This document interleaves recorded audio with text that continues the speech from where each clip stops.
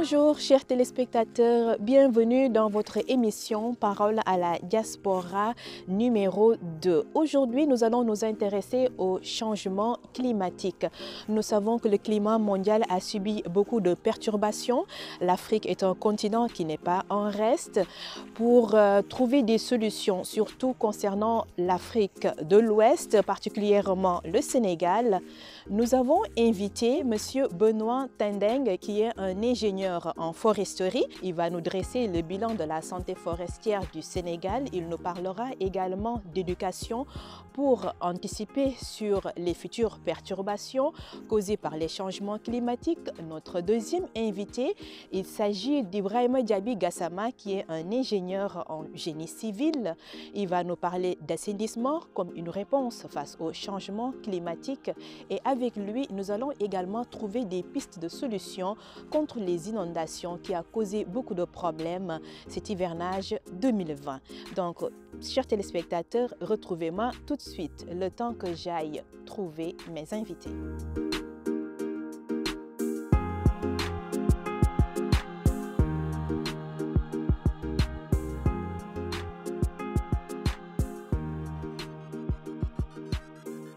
Rebonjour chers téléspectateurs, je viens de retrouver mes chers invités, M. Benoît Tendeng et M. Ibrahima Gassama.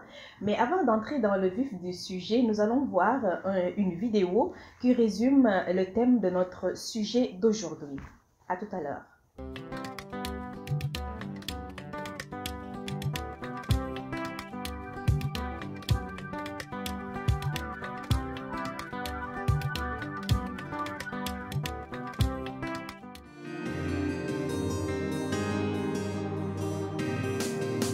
Le changement climatique est un sujet qui devrait interpeller tous les citoyens du monde. Un phénomène important pour notre futur qui influe sur la stabilité et le bon fonctionnement de notre écosystème. Si nous prenons exemple du Canada, les questions environnementales revêtent une grande importance. Les citoyens canadiens sont conscients de la crise climatique et de ses conséquences sur nos vies et sur l'avenir de la Terre-Mère.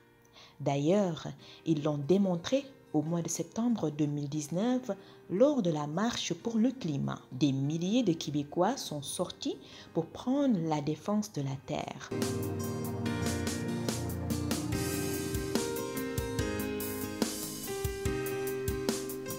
Les conséquences de la crise climatique n'épargnent pas aussi l'Afrique.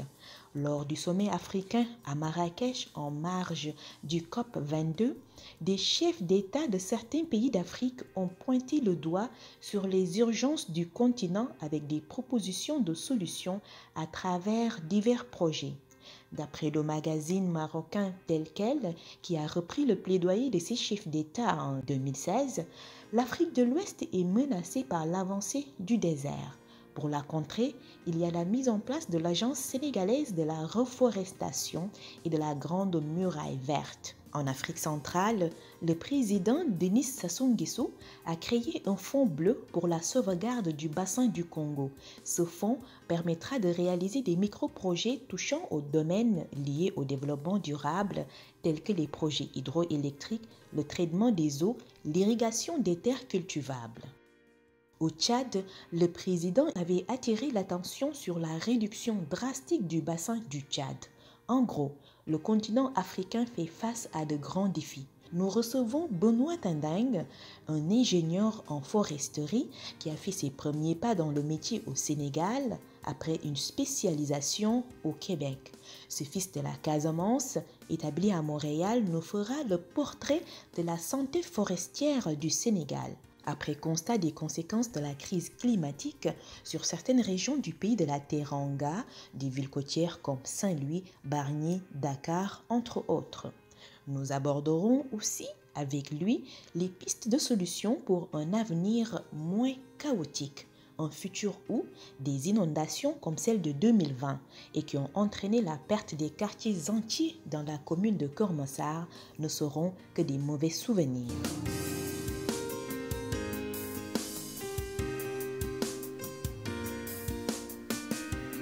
L'assainissement des villes est l'une des solutions pour lutter contre les inondations, un volet que nous aborderons avec Ibrahima Diaby Gassama, un ingénieur en génie civil. Cela fait 10 ans maintenant qu'il exerce ce métier.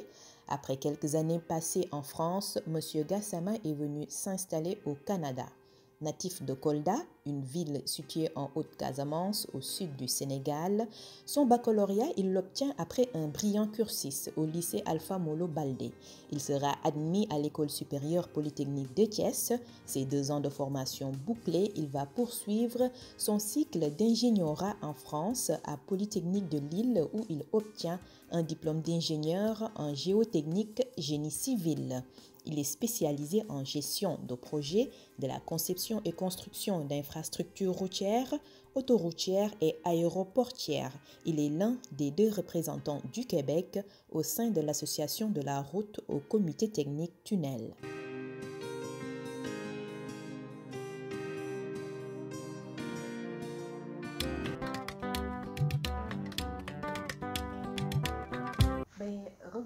Nous revoilà sur le plateau. Alors, mes chers invités, est-ce que vous souhaitez rajouter quelque chose un peu sur la vidéo que nous venons de voir, qui a un peu retracé vos parcours? Et de mon côté, là, en tout cas, vous avez bien résumé mon parcours. Juste une petite précision là par rapport aux natifs. Effectivement, j'ai grandi et vécu à Kolda, mais je suis né à Ziguinchor, comme Benoît de la Casamance aussi. Concernant l'association mondiale de la route, c'est pas juste l'association de la route. Donc, effectivement, je suis un des 2 représentants du Québec au niveau de l'association mondiale de la route. Donc, d'accord. Merci beaucoup pour la précision. Alors, Monsieur Tandeng. Merci Mariama, d'abord merci pour l'invitation. Donc effectivement, cette vidéo retrace bien mon parcours aussi.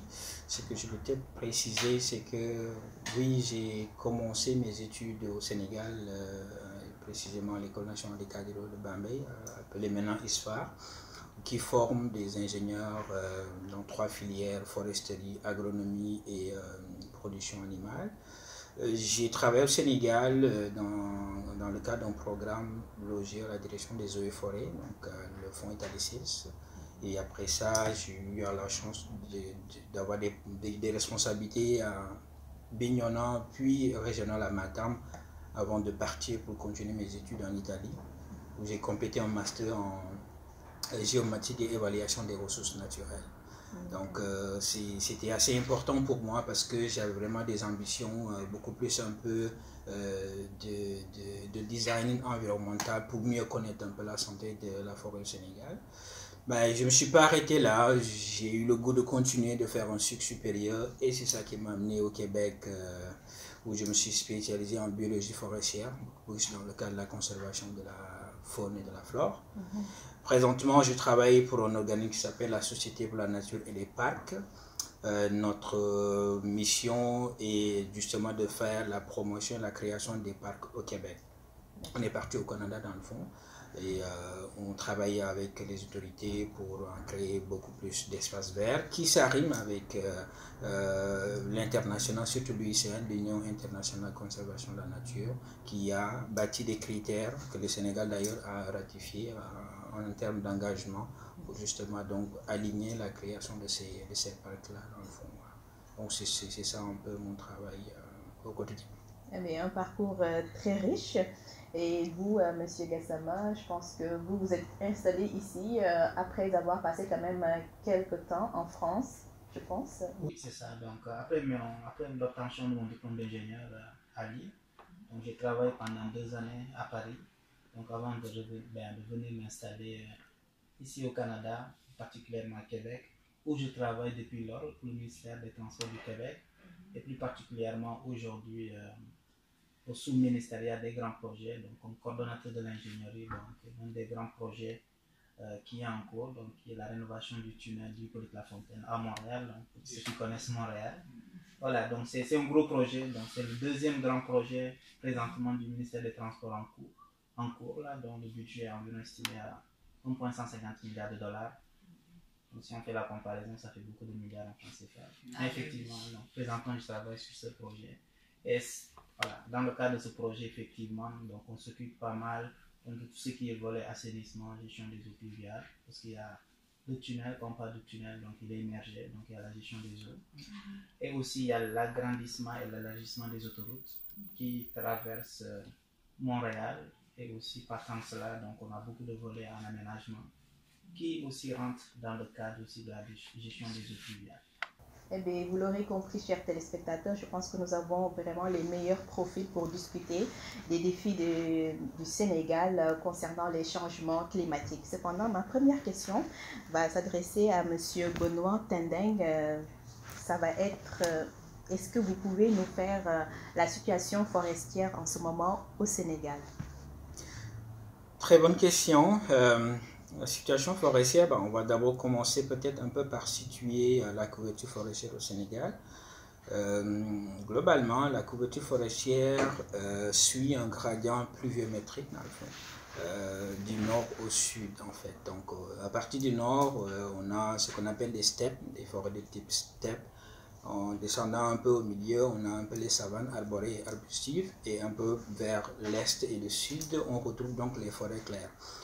À ces formations-là s'ajoutent des forêts galeries qui sont généralement le long des fleuves, donc on retrouve ce type de forêts-là, et une dernière catégorie de forêts qu'on appelle la mangrove. Donc la mangrove, généralement au Sénégal, il n'y en a presque plus au nord, mais on retrouve la mangrove au Saloum, dans le fond, Fatigue, les îles du Saloum et en Casamance. C'est présentement les rares endroits qu'on retrouve en fait. Cette mangrove-là, alors la situation forestière malheureusement n'est pas très fameuse à cause de beaucoup de facteurs, notamment la dégradation des ressources. Si je fais un petit comparatif très simple, disons entre 2000 et 2010, on a perdu à peu près l'équivalent d'1 million d'hectares en termes de superficie forestière.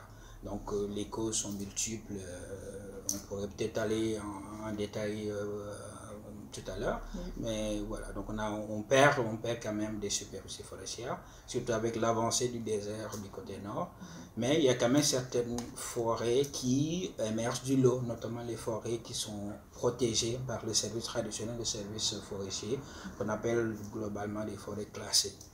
Au niveau de ces forêts-là, il y a quand même une application donc des bonnes techniques de gestion, et il y a la participation des populations locales qui profitent des jouissances de ces forêts-là, qui s'impliquent dans la gestion du forêt. Mais quand vous dites 1 million d'hectares qui sont perdus en forêt, donc c'est 1 million d'hectares là, qu'est-ce qui est remplacé par cette forêt? Est-ce qu'il y a un travail qui est fait pour que ces forêts, ces arbres qui ont été brûlés, ou je sais pas moi, est-ce qu'il y a un travail qui est fait pour pouvoir un peu combler? Le travail quotidien, oui, un travail complet qui se fait dans le cadre de la renaturalisation de ces forêts-là.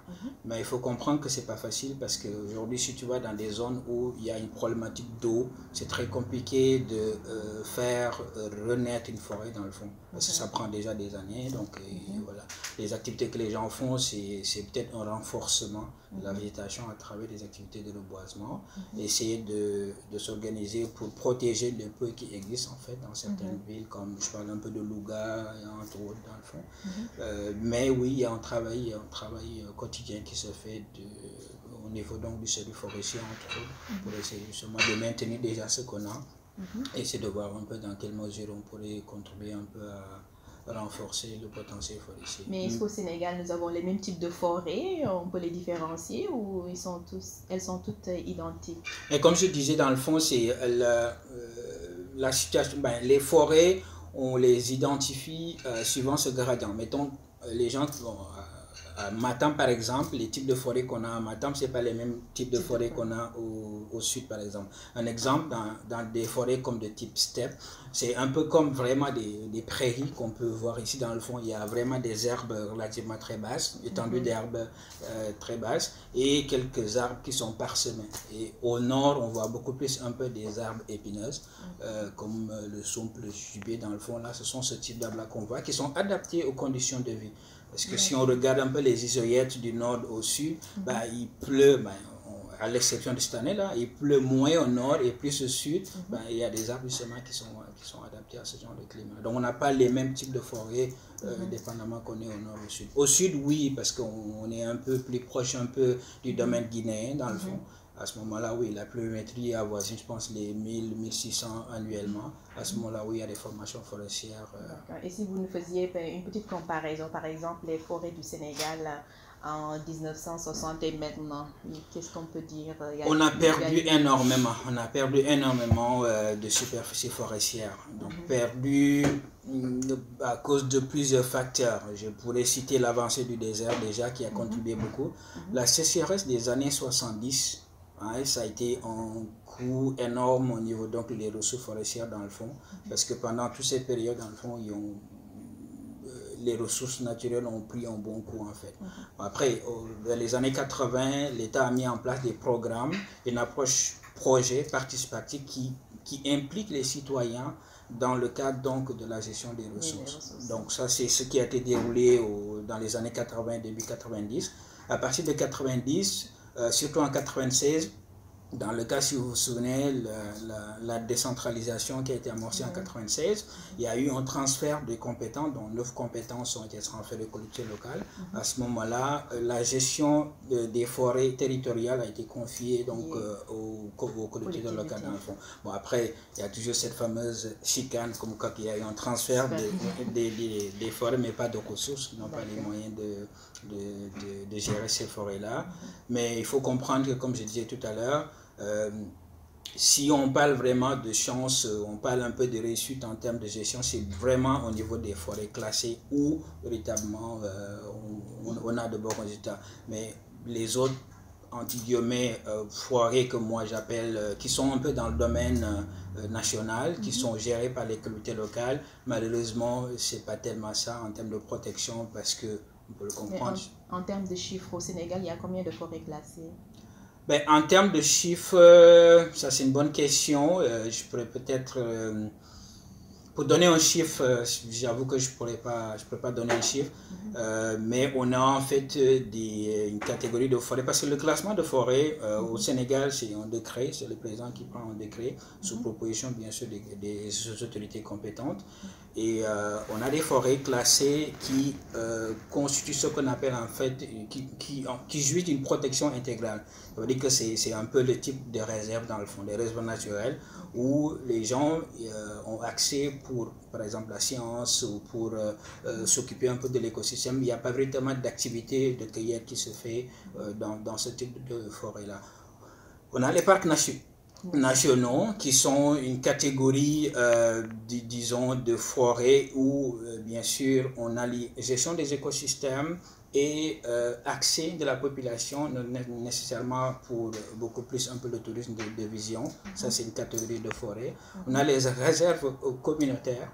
Donc les réserves communautaires, c'est vraiment des types de réserves. Le Sénégal, d'ailleurs, je peux souligner, c'est important de le souligner, c'est vraiment actuellement en Afrique de l'Ouest, on constitue un modèle en termes de réserves communautaires, de forêts communautaires dans le fond.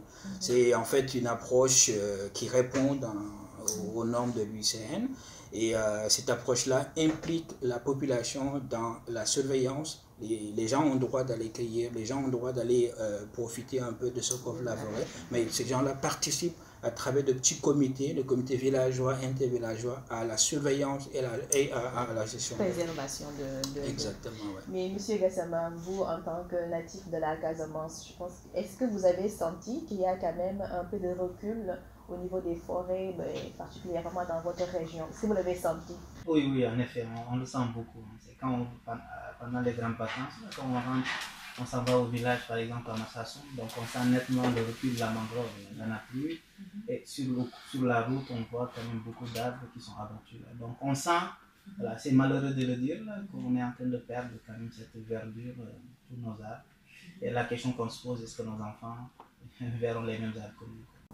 D'accord. Mais est-ce qu'il y a des actions qui sont entreprises par la population ou rien n'est fait pour sensibiliser à la protection de... La sensibilisation est faite, on voit quand même des actions, les gens sont en train de reconstituer les mangroves, ça se sent, ça se voit. Et sur place, on voit quand même que les gens sont en train de planter les arbres. Mais voilà, l'effort n'est pas beaucoup concentré. Et aussi, il y a le problème de la Gambie. Peut-être Benoît va y revenir. Voilà, avec les Gambiens qui rentrent en Casamance pour couper les arbres, qui ont fléau. Mais il faut une bonne volonté politique là pour s'en sortir. Monsieur Tendeng, depuis quelques années, les Sénégalais sentent que la température est devenue vraiment beaucoup plus élevée. Est-ce qu'on peut dire qu'il y a un lien avec l'état de nos forêts en ce moment au Sénégal? La température est beaucoup plus élevée, c'est vrai. Il fait plus chaud. Il fait plus chaud et c'est pas seulement au Sénégal, c'est à l'échelle du monde dans le fond. En lien avec nos forêts, oui, il y a un lien en fait. Si on sait que les forêts jouent un peu un rôle de climatisateur naturel, si je peux utiliser ce terme-là. Alors, dans les endroits où il fait chaud, il n'y a pas de forêt, ben, à ce moment-là, les gens vont beaucoup plus ressentir la chaleur dans le fond.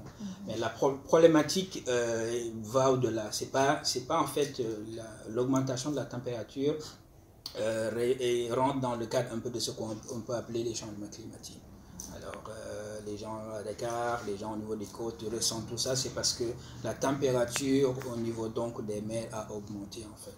Alors, le changement climatique, c'est un phénomène mondial qui concerne toute la population mondiale, qui est en fait dû, si on peut un peu le définir, c'est d'abord on peut comprendre ce que c'est le climat, et donc en fait une sommation de variations météorologiques, l'ensemble des conditions météorologiques qui agissent sur un territoire sur une longue période dans le fond. Alors, s'il y a une variation de ces conditions météorologiques-là, la température, l'humidité, l'ensoleillement, etc., à ce moment-là, ça crée une perturbation dans le fond. Et malheureusement, c'est ce qui se passe présentement. Et l'homme, malheureusement, n'est pas très indexé là-dedans parce que tout simplement, on contribue à ce qu'on appelle une émission des gaz à effet de serre. On a la Terre, l'atmosphère est entrée d'une couche qu'on appelle la couche d'ozone.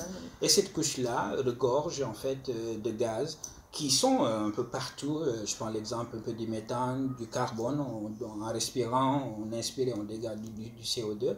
Le carbone, on a le plancher, il y a du carbone que les arbres ont stocké à l'état solide qui est là.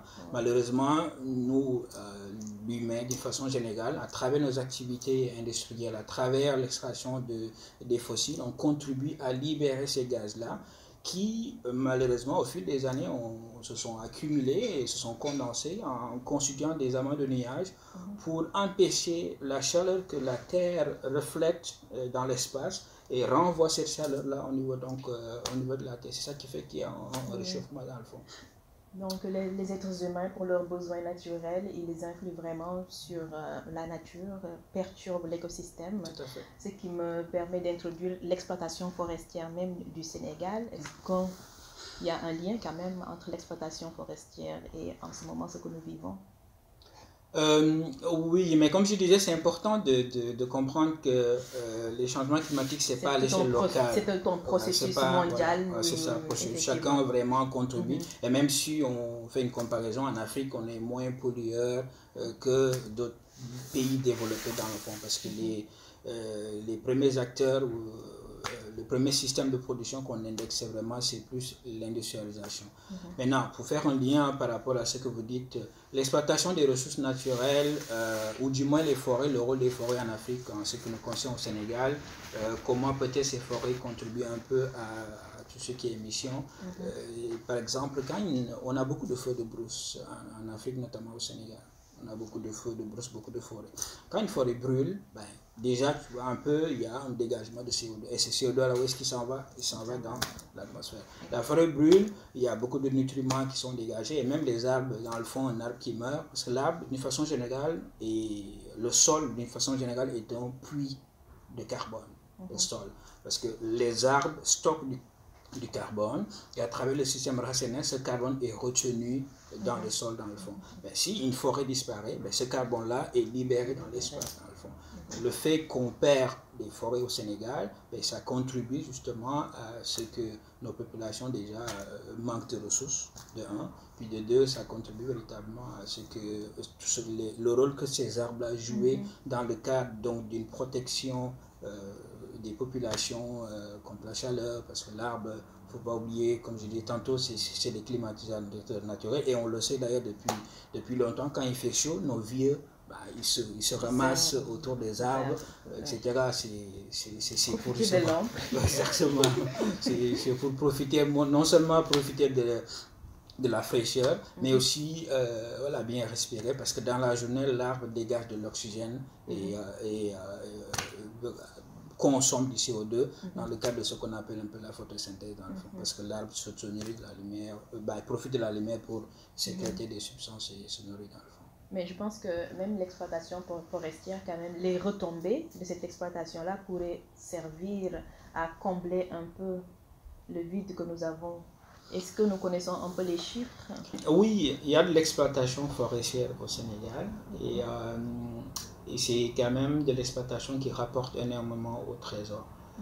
Juste de mémoire, je pense en 90, on avait comme recette quelque chose comme 970 millions qui ont été versés au trésor. Et je pense qu'en 2004, dans ce coin-là, les recettes tournaient autour de 1,5 milliard environ. Donc c'est énorme. Donc les recettes sont de deux types, donc des recettes tirées de la forêt, notamment l'exploitation du charbon, parce qu'au Sénégal on donne des quotas, il y a en fait une estimation du potentiel volumique donc du bois ligneux, et on donne des quotas à des spécialistes, des gens qui font la coupe de bois pour faire du charbon. Donc il y a des recettes qui sont tirées de là, il y a des recettes qui sont tirées de la gestion des produits forestiers non ligneux, c'est un peu le baobab, les fruits du baobab, les feuilles qu'on va récolter dans le bois, etc. Donc c'est ce qu'on appelle les produits forestiers, l'huile de palme par exemple, donc il y a des recettes qui sortent de là.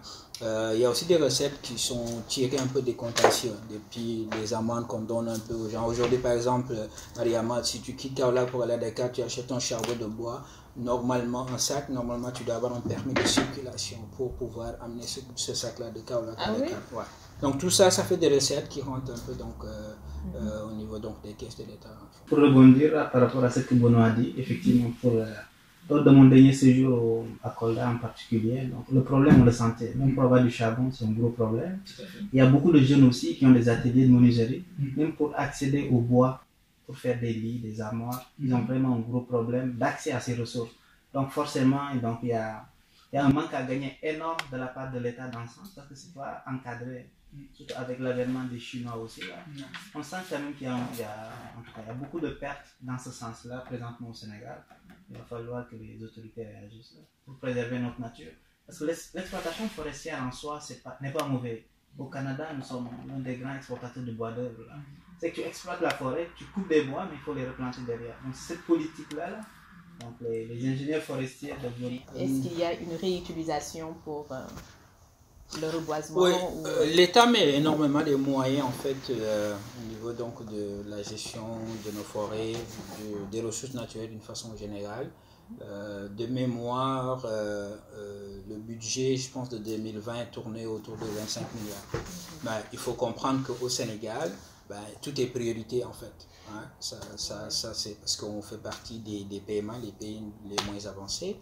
Alors, un budget du ministère de l'Environnement et du Développement durable versus un budget du ministère de la Santé, c'est pas comparable. Hein, ça, il faut le dire. Même un budget du ministère de l'Agriculture, je pense que celui de l'agriculture tournait autour de 1,152 milliard pour 2020 dans le fond. Donc, il y a des moyens que l'État met. Malheureusement, ça ne suffit pas. Ça suffit pas parce qu'on semble être un petit pays, mais on n'est pas un petit pays. Et comme on l'a dit un peu en amont, la dégradation des ressources naturelles avance à une telle allure qu'il faut faire quelque chose dans le fond. Et pour faire quelque chose, ça demande de l'argent. Pour revenir à ce que Ibo disait, oui, l'exploitation frauduleuse des ressources naturelles est une problématique majeure au Sénégal. Pourquoi? Parce que bon, les gens sont pauvres et ils ont besoin de cuisiner. Si on prend un peu le besoin en combustible au Sénégal, on utilise à peu près les produits dérivés du bois à peu près à 60% en termes de combustible. Donc ce qui est énorme dans le fond. Si on est dépendant à 60% pour faire la cuisine, pour faire des trucs versus les autres moyens, c'est un peu compliqué justement de s'en départir dans le fond. Ça prend de la sensibilisation, ça prend des mesures drastiques et il faut avoir ces moyens-là pour faire des tournées, pour faire un peu descendre sur le terrain.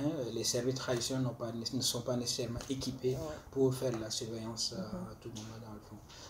Mais c'est vrai, par contre il y a quand même, comme je parlais tantôt, il y a un travail qui se fait en termes d'aménagement forestier. Aujourd'hui, au Sénégal, il y a quelques zones qui sont théoriquement des zones exploitables parce qu'il y a des forêts qui sont aménagées, qui jouissent d'un plan d'aménagement forestier. De mémoire, dans le cas de mon mémoire d'ingénieur, j'avais travaillé un peu sur la dynamique de la régénération d'une forêt à Michelakotiari, à Tamba, qui a été aménagée, en fait, cette forêt-là, sur une période de 8 ans. Donc l'idée, c'est de voir un peu, est-ce qu'après la période de révolution, est-ce qu'on était capable de revenir sur cette même forêt-là pour couper du bois dans le fond. Donc il y a eu des propositions, donc, de recommandations qui ont été faites, mais c'est dans ce genre de forêt-là où techniquement, on a l'autorisation d'aller couper du bois et de l'acheminer dans les autres régions dans le fond. La dégradation, si on regarde un peu, on analyse la dégradation des ressources, on peut voir ça sous 2 niveaux. Le premier niveau, c'est les causes naturelles. Les causes naturelles faisaient tantôt allusion à la sécheresse en fait. La sécheresse qui avance à partir du nord et qui est en train le désert est en train de progresser, qui est dû à plusieurs facteurs, notamment donc le manque d'eau, dans le fond, un manque d'eau énorme. Quand les arbres n'ont pas d'eau, il y a une compétition qui se crée, les racines des arbres sont obligés d'aller chercher à une certaine profondeur les nutriments, et finalement c'est pas ça. Donc la sécheresse est un facteur parmi les causes naturelles. Il y a la pollution aussi par endroits, la pollution qui aussi malheureusement, surtout un peu si on regarde un peu des zones où il y a des rivières où il y a une certaine pollution, mais si la qualité de l'eau est infectée par des produits toxiques, ça peut avoir en fait une incidence un peu donc, sur la qualité des arbres. Mais la cause principale, si on regarde un peu le cas du Sénégal, c'est la cause anthropique, donc l'humain de façon générale. Et l'humain, la problématique, ou du moins les gestes qu'on pose qui ne sont pas en faveur de la protection des ressources naturelles sont multiples. Je pense déjà à la déforestation. Les gens, Ivo l'a dit tantôt, les gens coupent du bois à leur guise parce qu'il n'y a pas assez de moyens pour surveiller. Les gens sont dans le besoin, dans le fond. Quelqu'un qui vit dans un petit village, il cuisine avec du bois, tu lui dis qu'il ne faut pas couper. Quelle solution alternative tu lui proposes? Donc, c'est ça. De toute façon, ça se passe de façon naturelle. Tous les jours, les femmes doivent aller chercher du bois. Pour exactement. Donc, il y a le besoin qui est là. Malheureusement, comme j'ai dit un peu, on est un pays pauvre. Puis, il y a aussi, en fait, une tendance qui se dégage depuis plusieurs années, et ça s'accentue présentement, c'est l'agriculture. Il y a même des forêts qui ont été déclassées, des forêts qu'on a classées, qu'on dit ça, c'est des forêts qui sont vouées à la protection, mais on a déclassé ces forêts-là pour les offrir, ou les offrir, c'est peut-être pour certains cas, à soit des marabouts, ou en faire un peu un cas de développement, disons, d'urbanisation. Ça, on coupe des arbres. On coupe des arbres. Moi, personnellement, je ne suis pas très pour un peu. Je pense qu'un acquis, quand on se bat pour avoir la protection d'un territoire, c'est important de le maintenir, pas de le déclasser comme reculer en arrière dans le fond. Donc l'agriculture à ce moment-là est assez problématique parce que les gens font maintenant de la culture sur des états et des stades. On coupe au lieu de proposer des méthodes d'agriculture qui allient arbres et céréales. Malheureusement, c'est pas tout le monde qui le fait. Les gens ont tendance à tout raser puis en faire un peu donc des états et des états de plants, ce qui est assez grave. Après, il y a aussi, comme Ibou l'a dit tout à l'heure, surtout le cas de la Casamance, qui est un cas assez particulier, parce que durant la période de crise, donc de guerre, il y a eu véritablement une problématique de surveillance des ressources. La Gambie, par moment, était le deuxième pays exportateur de bois vers la Chine, après le Nigeria. Donc, ce qui est problématique, la Gambie n'a presque pas de forêt. Donc, si la Gambie se positionne comme étant un deuxième pays exportateur de bois vers la Chine, allez savoir où ce bois-là sort. Mais oui. Ben, ça sort des feuilles de la Casamance. Je pense, dernièrement, je lisais, je pense, quelqu'un qui disait que la forêt de la Casamance a perdu un peu plus de 10 000 hectares ces dernières années à cause justement des conséquences de la crise, en fait. Ce qui me fait penser que le Sénégal fait vraiment face à de grands défis face au changement climatique. Oui, énormément. Ouais. Donc les défis, ben, je peux enchaîner là-dessus, oui, je suis d'accord avec vous que il y a de nombreux défis qu'on devrait chercher à relever. Je parlais déjà, dans un premier temps, je citerai en tête la déforestation. Oui. Je pense qu'il faut accentuer la sensibilisation des populations, il faut que les populations comprennent que les arbres sont nos voisins. Les arbres, on profite de ces arbres, il faut qu'on fasse tout pour les entretenir. C'est important parce que on ne peut pas vraiment tout couper et puis voilà, donc ça contribue à... Mais en parlant même d'éducation, peut-être au niveau des écoles, essayer d'apprendre aux élèves qu'il y a des méthodes. Est-ce que, je ne sais pas, il y a eu des programmes dans ce sens-là pour permettre aux enfants du plus petit là, avoir certaines habitudes face à la nature?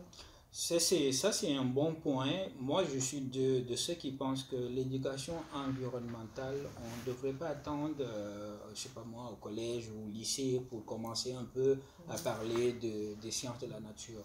Moi, je pense que même dès le primaire, les jeunes devraient être initiés à une culture environnementale, au respect de la nature. C'est très important.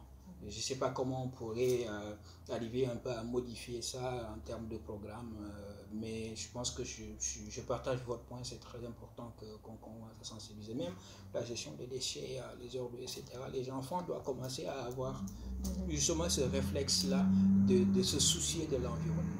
Donc, malheureusement, c'est les sciences nature, on commence, si je me rappelle bien, à partir de la 6e qu'on commence à suivre les cours de SN, après au lycée, ben, si vous suivez une filière littéraire, vous avez peut-être moins de chances un peu d'en faire. Donc, mais je pense qu'il y a l'agence qui est dirigée par M.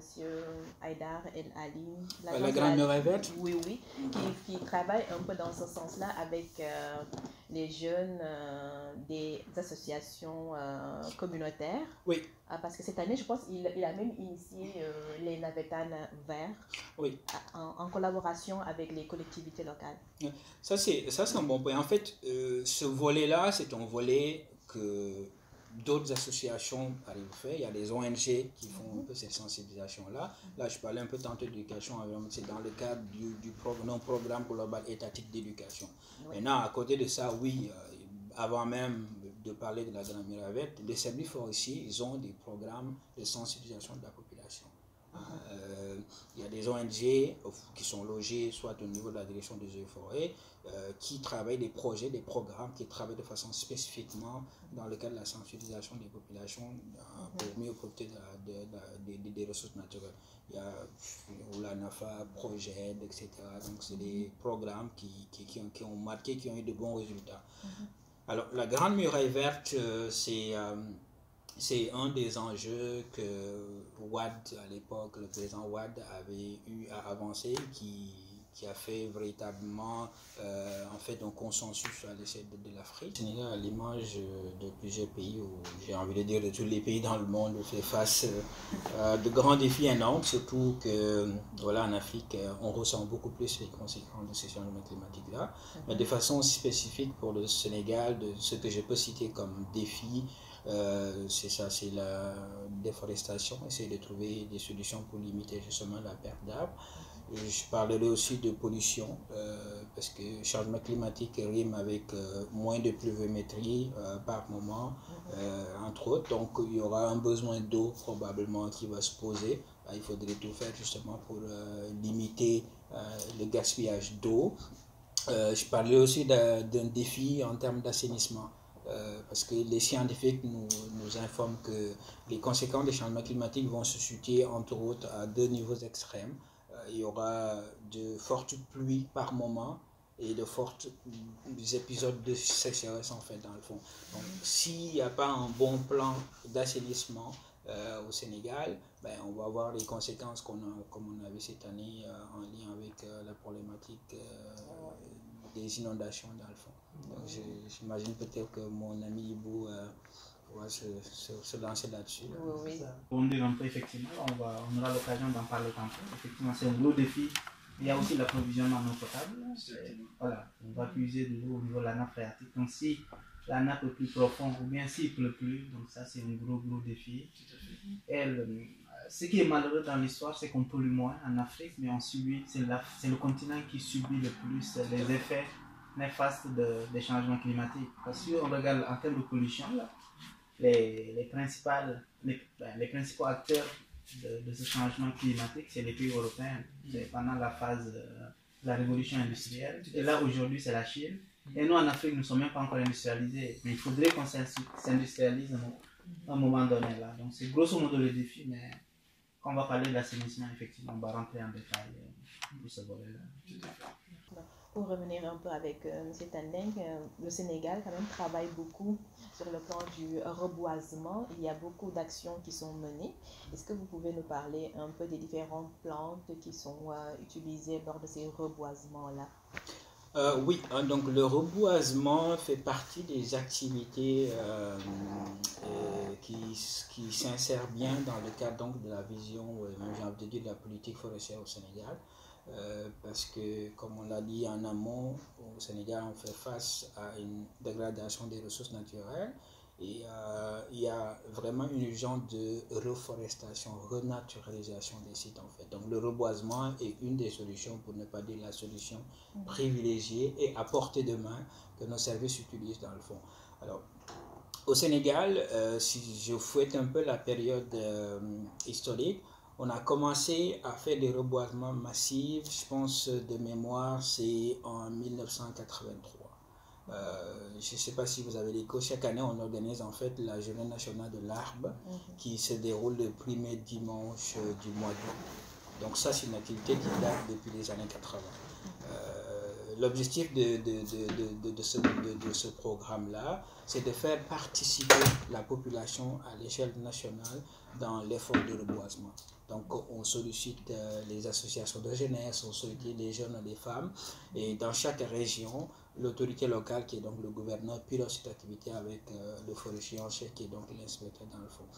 Maintenant, en termes d'arbres, il y a chaque année des millions d'arbres qui sont reboisés à l'échelle nationale.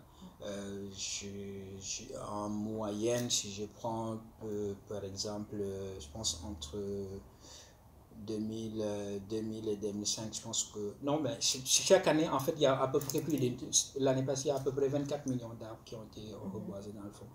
Le reboisement, ce n'est pas seulement dans le cadre de la journée nationale de l'arbre, c'est à l'année longue dans le fond, parce que le service forestier, dans chaque inspection régionale, il y a un objectif de plantation d'arbres qui est décrété un peu depuis le ministère. Dans le fond, les gens travaillent un peu à d'abord produire ces arbres-là en pépinière et avant justement que ça soit reboisé. Les essences varient, parce que quand on reboise, il y a un objectif de reboisement dans le fond. Ça peut être un reboisement de protection des sols, un reboisement qui permet aux populations à ce moment-là de pouvoir tirer profit des ressources. Ou un reboisement de type agroforesterie. Par exemple, de type agroforesterie, il y a des essences comme le cadre, par exemple, qu'on reboise à travers ses vertus de libération d'azote qui permet aux petits plantes de pouvoir en profiter. Cette année, on a choisi comme espèce parrain le baobab. Le baobab est l'arbre parrain cette année dans le cadre donc, de la campagne nationale de reboisement parce qu'il s'insère bien dans notre culture, le baobab, mais aussi contribue en termes de résilience et d'adaptation au changement climatique, une espèce qui peut beaucoup apporter à la consommation locale. Donc, le baobab, on sait que de A à Z, on utilise justement les plus loin. Donc, il y a ça, il y a donc le côté justement profit pour la population, donc le reboisement c'est ça, le côté protection des sols, le côté aussi, mettons, par exemple, bien-être, on reboit des essences comme un peu le 4 par exemple, pour permettre aux gens de pouvoir avoir de l'ombrage, entre autres. La mangrove fait partie des essences qui sont reboisées. Il y a 2 espèces, Avicennia et Rhizophora dans le fond, qui sont reboisées pour restituer les hectares de mangrove qu'on a perdus. Mais pourquoi ils ne privilégient pas également d'autres arbres fruitiers en dehors du baobab? Pourquoi il n'y a pas d'autres arbres fruitiers qui sont privilégiés lors de ces reboisements-là? Oui, il y en a, comme j'ai dit, en fait, il y a beaucoup d'arbres qui sont ciblés. Et les arbres fruitiers, il y en a en masse, en fait. Et juste un exemple, le jujubier, qu'on mange un peu dans le nord, les jujubes là, ça font partie des essences. Le moringa, ça fait partie des essences qu'on reboise, en fait, annuellement. Donc, pourquoi le manguier n'est pas utilisé, par exemple, au niveau urbain? C'est pas possible ou... C'est les conditions de vie, parce que ça va être très difficile d'aller planter un manguier dans des zones où il n'y a pas beaucoup d'eau. Et aussi, il faut prendre en compte que quand on reboise, il y a en fait une stratégie généralement que les gens font. Les arbres fruitiers, quand on les reboise dans des endroits où il y a une possibilité de faire participer la population dans l'entretien de ces arbres-là, dans le fond. Donc, par exemple, un jujubier ou un manguier qu'on reboise dans une zone, on est sûr et certain qu'à travers la sensibilisation qu'on va faire après, les gens vont pouvoir s'entretenir, soit pour arroser de temps en temps ou contribuer un peu à ce que les animaux n'aillent pas divaguer et justement détruire tout ce qui a été planté dans le fond. Et sinon, il y a les renforcements qui se font aussi au niveau des forêts classées pour permettre un peu à ces forêts-là de pouvoir justement bien se porter dans le fond. On cible un peu des forêts qui connaissent un certain niveau de dégradation et on renforce aussi les arbres. Et je pense que même à côté de ces ressources forestières, il y a également les milieux maritimes comme la mangrove. Tout à l'heure, vous et M. Gassama, vous en avez parlé. Est-ce qu'il y a des ressources qu'ils ont mises en place pour mieux protéger ces écosystèmes? Oui, au Sénégal, il y a 2 services essentiels qui travaillent un peu dans le cadre de la protection des ressources naturelles. On a la direction des eaux et forêts, on a aussi la direction des parcs nationaux. Alors, la direction des parcs nationaux s'occupe entre autres de tout ce qui est protection. En fait, il s'occupe un peu de ce qui est la gestion de ce qu'on appelle des aires marines protégées, les AMP en fait. Les aires marines protégées, c'est un type de protection qui rentre un peu dans le cadre de la conservation et la gestion des ressources halieutiques. Il y en a un peu partout, de mémoire, présentement on en a 12 au Sénégal. D'aires marines protégées qui ont été créées. Il faut peut-être en citer 2, 3. Par exemple, Joal, par exemple, il y a une AMP qui est là. À Saint-Louis, il y a une AMP qui est là. À Bénin, dans le Kafountine aussi, donc il y a une AMP qui est là. C'est très important d'avoir ce genre de cadre de protection-là parce que dans une aire marine protégée, le statut de protection permet aux ressources halieutiques de pouvoir se reproduire correctement. Je prends juste par exemple un exemple, quand vous avez une zone recouverte ou constituée de mangroves et vous avez en fait une conservation du circuit qui est instaurée, à ce moment-là, les poissons auront la chance de venir se reproduire dans le fond par moment. Et on va permettre à l'écosystème de se reconstituer tranquillement parce qu'on limite l'intervention de l'humain dans ces milieux. Donc oui, il y a énormément de ressources. Après, il n'y en a pas. À mon avis, on peut faire mieux. Mais comme je disais, si les ressources financières sont relativement limitées, parce que ça prend des gens pour les surveiller, ça prend de l'équipement, donc c'est pas tellement évident. Mais il y a quand même un effort à faire. Si on regarde un peu en termes de protection au Sénégal, globalement, on fouette un peu la base de données de l'UICN, entre autres. On tourne autour de 25% du territoire sénégalais qui est protégé en milieu continental, donc terrestre, et en milieu maritime, c'est à peu près 1,11% dans le fond de protection maritime, mais il y a encore des efforts à faire, effectivement. Et parfois, je ne sais pas si vous l'avez vécu en tant que citoyen sénégalais, mais il y a beaucoup de zones qui n'ont pas accès à l'eau potable. C'est parce que nous n'avons pas assez, d'eau douce ou... qu'est-ce qui explique cette situation? Ça, c'est une bonne question. Les milieux qui n'ont pas nécessairement la chance d'avoir une ressource en eau potable, c'est plus un peu dans les zones où il y a des problématiques en lien avec la ressource, c'est-à-dire il pleut moins.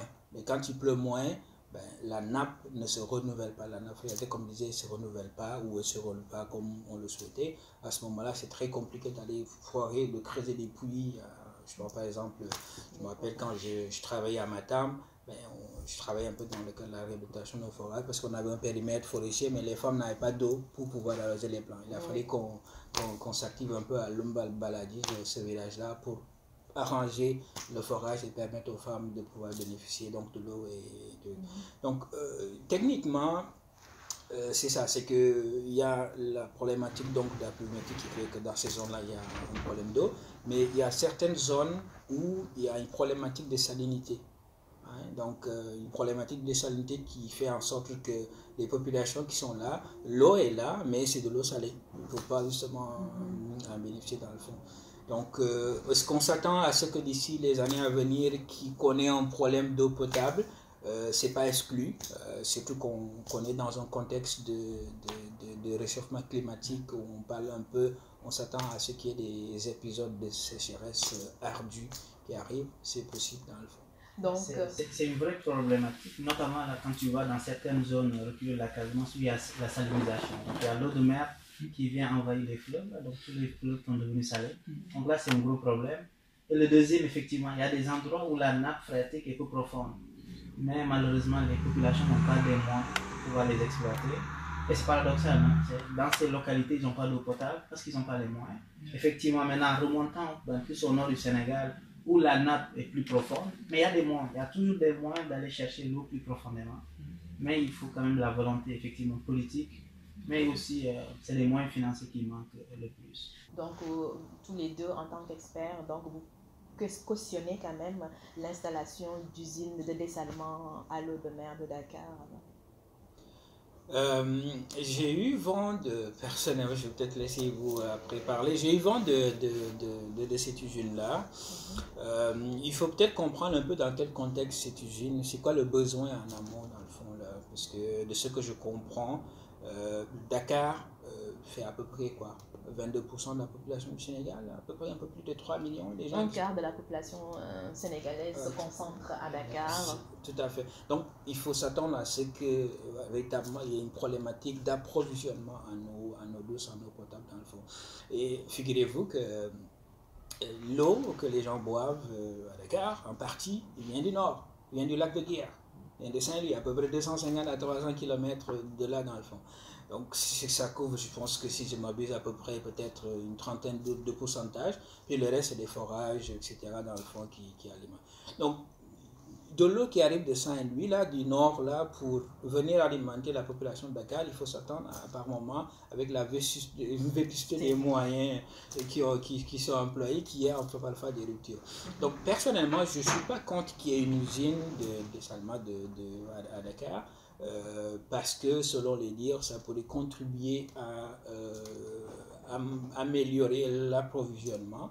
Maintenant, ce que je vois peut-être un peu, c'est des défis en lien avec la pollution. C'est-à-dire, quand on tire de l'eau, de la mer, déjà l'eau est salée, il faudrait traiter cette eau, filtrer, donc il en résultera des déchets. Ces déchets-là, comment ils vont en faire ces résidus dans le fond? Comment ils vont en faire? Est-ce qu'ils vont rejeter ces résidus dans la mer à un endroit plus loin, ce qui techniquement ne serait pas assez intelligent? Voilà. Donc je prévois en fait, disons, une problématique écologique à ce moment-là, surtout par rapport un peu à la gestion de ces déchets-là dans le fond. Non, la réutilisation des déchets. Mais c'est quand on regarde, parce qu'il ne faut pas aussi, c'est la technologie qui nous le permet. Quand vous allez en Israël ou dans d'autres pays développés, ils exploitent beaucoup l'eau de mer. Comme Benoît l'a dit, là, aller tirer de l'eau du lac de Guiers pour venir alimenter à Dakar, alors qu'on a l'océan juste à côté, avec beaucoup d'eau. Mais pour moi, voilà, installer une usine de dessalement n'est pas en soi une mauvaise chose. Mais par contre, la problématique que ça pose, c'est où est-ce qu'on va l'installer. Donc, quel est l'impact que ça a au niveau du milieu environnement, notamment pour les pêcheurs ou voilà, les populations qui y vivent. Je pense que ce sont des éléments qu'il va falloir effectivement analyser et prendre en compte, et aussi voilà, avec la pollution que ça va rejeter. Mais installer une usine de dessalement en soi, là, il va falloir maintenant que les gens soient un peu plus conciliants, parce que c'est des choses vers lesquelles on va tourner là. Il y en a qui disent même qu'effectivement la troisième guerre mondiale va venir d'un problème d'eau, parce que les gens, quand vous allez notamment dans le Golfe, là, dans les pays du Golfe, donc il y a une guerre, voilà, pour le problème d'eau, vous prenez le Nil qui prend sa source là, plus voilà, vers le Soudan, donc il y a un problème entre l'Égypte et tous ces pays dans lesquels le Nil traverse. Donc forcément, donc, si on a un moyen pour nous de s'approvisionner en eau potable avec l'océan qui est là, et la chance que nous avons là d'être un pays côtier, là, donc effectivement je pense qu'il faut en profiter. Mais c'est sûr que ceux qui sont contre, c'est parce qu'ils pensent aux conséquences écologiques, parce que nous pouvons créer, installer par exemple une usine de dessalement, mais est-ce qu'il y a quand même un accompagnement pour pouvoir retravailler ces déchets?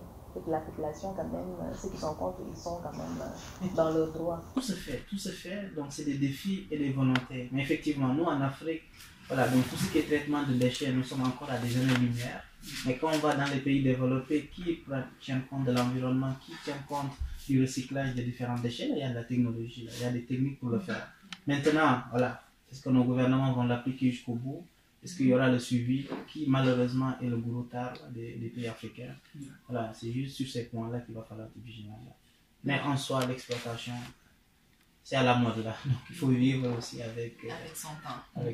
Et je pense que c'est une bonne transition pour parler des conséquences de l'exploitation de l'industrie minière au Sénégal. Et puis avec l'eau même du fleuve de la Falémé, les gens ils remarquent des résidus. Les mines, l'exploitation minière ou des produits dérivés entre autres, c'est un gros dossier essentiel, malheureusement, il faut le dire, mais qui n'est pas, c'est pas seulement au Sénégal qu'on exploite. Au Canada, par exemple, nous on a vécu en Abitibi, c'est une des zones où notamment l'exploitation minière, voilà, il a plus vécu dans le fond. Donc avec la problématique de la Falémé, c'est que, en lien avec l'exploitation minière, il faut comprendre que la Falémé est une sorte un peu d'affluent du fleuve Sénégal. Donc il y a 3 pays véritablement qui profitent un peu donc de ce fleuve-là, c'est le Sénégal, la Guinée et le Mali dans le fond. Alors ce qui se passe, c'est que dans le cas de l'exploitation minière, il y a beaucoup d'exploitants traditionnels qui utilisent une technique peu coûteuse qui appelle un peu à l'utilisation du mercure et du cyanure. Ce sont des polluants très dangereux, d'ailleurs nocifs déjà pour la santé des gens, qui contribuent à polluer cette rivière-là, ce fleuve-là dans le fond. Ce que les gens font, en plus de ça, ils nettoient les dérivés de l'exploitation directement dans l'eau. Tu tires ton produit, tu vas le nettoyer dans l'eau, déjà tu pollues en fait l'eau. Et voilà. Donc je sais que il y a eu des discussions très partites entre les 3 États pour essayer de trouver une solution à ce problème-là. Maintenant, il faudrait que chacun fasse sa part dans le fond. Je sais que du côté du Sénégal, il y a quand même une certaine rigueur qui se fait dans le cadre donc, de la protection de l'exploitation minière. Il y a le code minier qui a été instauré, je pense, au début des années 2001 ou 2003, je ne sais même plus. Il y a des protocoles justement qui font en sorte que les exploitants sont tenus, professionnels bien sûr, sont tenus de respecter les lieux. Il faut encadrer les petits exploitants de type artisanal qui malheureusement font le travail aussi avec les moyens. C'est une problématique réelle, la pollution de la Falémé dans le fond là. Problématique réelle qui faudrait impliquer vraiment les 3 pays dans le fond. Par rapport à l'exploitation minière, c'est un sujet quand même important et sensible. Parce qu'il faut distinguer les deux. Donc il y a l'exploitation industrielle qui est faite par les compagnies minières et l'exploitation traditionnelle. Donc l'exploitation traditionnelle, les gens, c'est leur gagne-pain, ils vivent de ça. Mais il va falloir l'encadrer. Donc je pense que le gros défi, le gros challenge de nos autorités actuelles, c'est comment l'encadrer, voilà, les sensibiliser pour ne pas polluer les différents fleuves. Maintenant, quand on revient à l'exploitation industrielle minière, parce que c'est les mêmes compagnies qui exploitent les mines dans les pays développés. Tantôt on va en parler là, notamment par rapport à la cimenterie. Mais c'est les mêmes, ils exploitent au Canada par exemple. Toutes les compagnies minières respectent les normes qui sont prescrites par le gouvernement. et ils font beaucoup d'argent, voilà. Ils font beaucoup de bénéfices avec ça. Mais imaginez-vous en Afrique où ils exploitent, ils respectent rien par rapport à l'environnement. Ils sont les plus grands pollueurs là, en Afrique actuellement. Et les retombées sont tellement maigres pour les pays. Donc ça veut dire qu'on se dit où passe l'argent et quel est le contrat, en tout cas, qui lie entre ces compagnies minières et nos autorités politiques, voilà, de façon locale. Donc là, ça c'est un gros défi. Et il faut que la jeunesse africaine soit consciente aussi de ces éléments. Là, on va un peu, voilà, je vais parler un peu. Voilà, parce que, étant donné que tu dis, dans les pays développés, ces mêmes compagnies exploitent des ressources minières et qui ne sont pas en faillite. Au niveau de la bourse, on voit, là, les actions continuent d'augmenter, surtout l'or actuellement. Et dans nos pays africains, ils l'exploitent. Les gens ne sont pas super bien payés. Ils ne payent pas assez de taxes pour nos autorités. Maintenant, l'argent va où? Et là, je pense que c'est une question que la jeunesse africaine, plus particulièrement sénégalaise et de Québec, doit prendre. Voilà. Mais nos États, quand même, ils doivent protéger leur population parce que quand on remarque que la plupart des zones où il y a en tout cas ces grands exploitants-là, la zone est très pauvre. C'est ça qui est malheureux. Et quand on regarde ici, par exemple, comme Benoît l'a dit, en Abitibi, c'est une zone où on exploite beaucoup de mines, mais c'est une zone où le niveau de vie est très élevé, les salaires sont élevés, les compagnies minières investissent dans les clubs de foot locaux, les clubs de hockey, donc c'est les compagnies minières qui investissent. Ils parlent beaucoup d'événements. Mais nous, au Sénégal, en Kédougou, comme le maire de Kédougou disait à un moment donné, la jeunesse de Kédougou ne se sent même pas dans l'exploitation du mine de Sabodala. Donc leurs avions viennent soit des hélicoptères qui descendent directement au niveau de la mine et qui ramènent les ressources minières. Alors tu viens trouver des populations locales, tu exploites. Et ça qui crée des conflits là, dans pas mal d'endroits. Donc c'est quelque chose sur lequel le gouvernement doit être vigilant et la population effectivement. Maintenant le combat, il faut que c'est la population qui doit le mener là. Parce que c'est pour notre bien-être. Donc il va falloir défendre nos ressources. Mais ce qui me mène à vous demander, vous en tant qu'expatrié, quels sont les efforts que vous faites pour appuyer quand même l'effort de gestion des ressources au Sénégal? Il faut que la population prenne le combat dans le corps. Donc moi effectivement d'ici, la seule chose que je peux faire là, c'est communiquer avec les gens, parler, discuter. Mais c'est nos gouvernements, on les a élus, donc c'est eux qui signent les contrats pour nous. Mais il faudrait que la population aussi là, sorte de temps en temps manifester ou bien... Parce que tout est rapport de force. Ici en Europe, voilà, les autorités, c'est parce que les politiciens de l'Occident sont beaucoup plus intègres ou plus intelligents que les nôtres. Le problème, c'est qu'ici, il y a des lois et quand tu ne les respectes pas, donc il y a quelque chose, voilà, tu seras sanctionné. Soit tu es sanctionné par la justice ou bien tu es sanctionné lors des prochaines élections, les gens ne voteront pas pour toi. Et là, tu ne gagneras pas. Monsieur Tandeng, cet été, je pense que vous avez même écrit un article qui a été publié dans beaucoup de journaux au Sénégal, des quotidiens, concernant le scandale des gazelles oryx. Peut-être que ça aussi, c'est une manière de participer, de s'impliquer. Effectivement, comme Ibo l'a dit, on est loin du Sénégal, même si le cœur y est. Le peu qu'on peut faire, c'est justement de sensibiliser la population. Oui, cet été, effectivement, j'ai été sensible à l'image de tous les Sénégalais d'ailleurs, été sensible un peu à la problématique de ce scandale qu'on a trouvé, scandale des gazelles. Mais en fait, personnellement, ce qui m'a choqué, c'est la réaction du ministre de l'Environnement. Parce que j'ai lu quelque part qui disait dans le fond qu'il n'était pas ébranlé par la situation. Je trouve qu'en termes de communication, c'était peut-être pas trop sérieux dans le fond. Il y a eu un incident qui s'est passé lors d'un transfert de gazelles de Matam à Dakar.